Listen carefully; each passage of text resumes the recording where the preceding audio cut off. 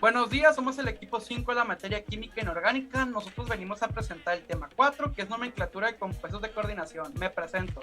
Soy su servidor, Alfredo Álvarez Ramos, y nuestros integrantes del equipo son Alexandra Barraza Torres, Perdón, Delgado Mejía, Christopher Rojas, Kevin Leiva, Oscar Hernández.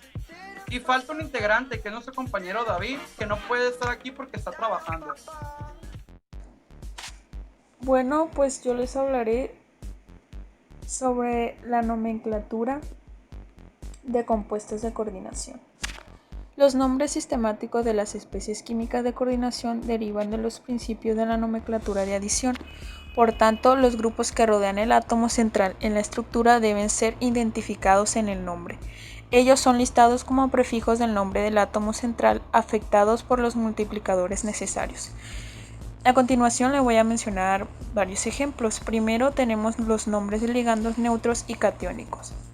En la mayor parte de los casos los ligandos neutros y catiónicos conservan el mismo nombre que en los compuestos neutros.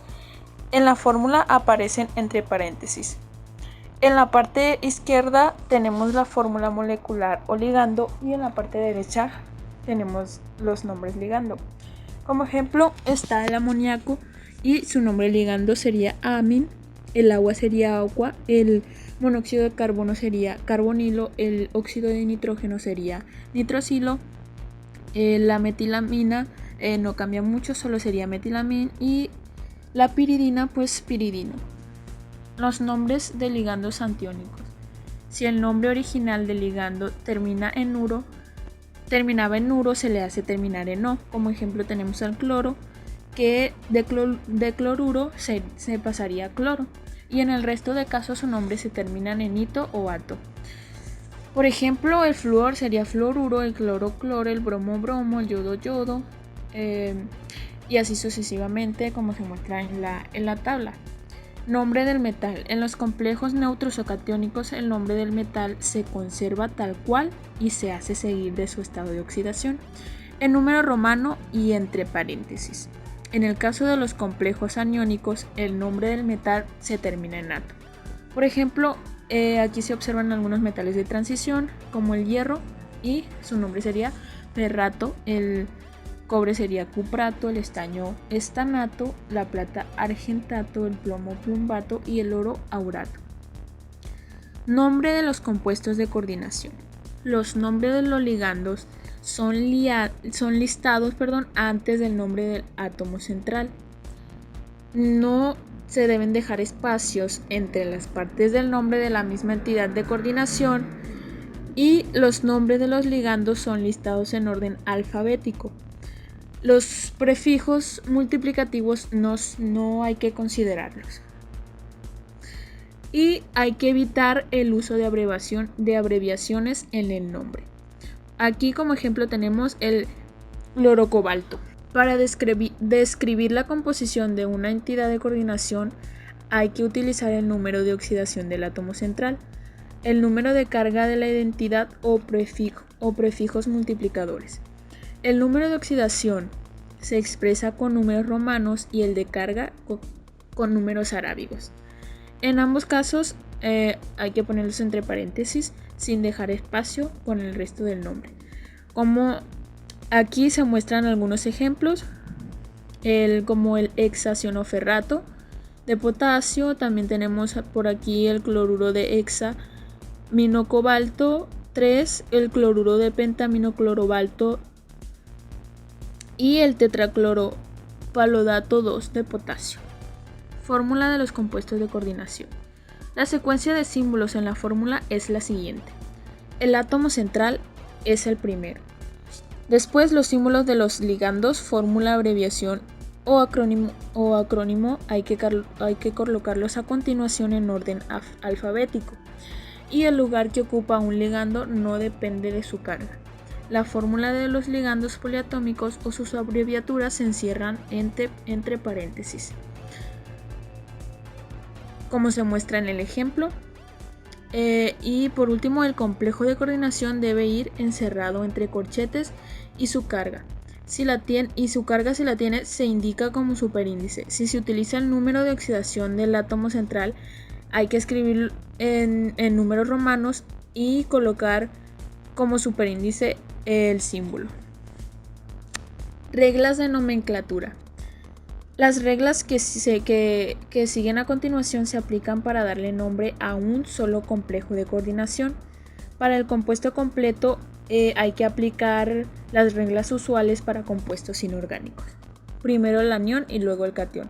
Como ejemplo tenemos el dicloruro de calcio. Primeramente hay que nombrar los ligandos en orden alfabético agregando después un prefijo numeral di, tri, tetra, penta, hexa, etc. para indicar la cantidad. No hay que usar espacios ni guiones para separar los ligandos. Número 2. Si un ligando tiene un nombre complicado que incluye los prefijos normales, hay que utilizar los prefijos bis, tris, tetraquis, pentaquis y hexaquis con el ligando entre paréntesis. Número 3.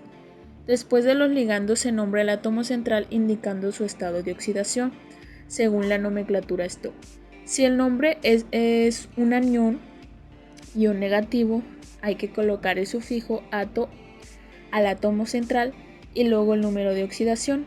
Cuando el complejo es positivo y se desea nombrar fuera de un compuesto, debe anteponerse ion o catión a su nombre. Número 4.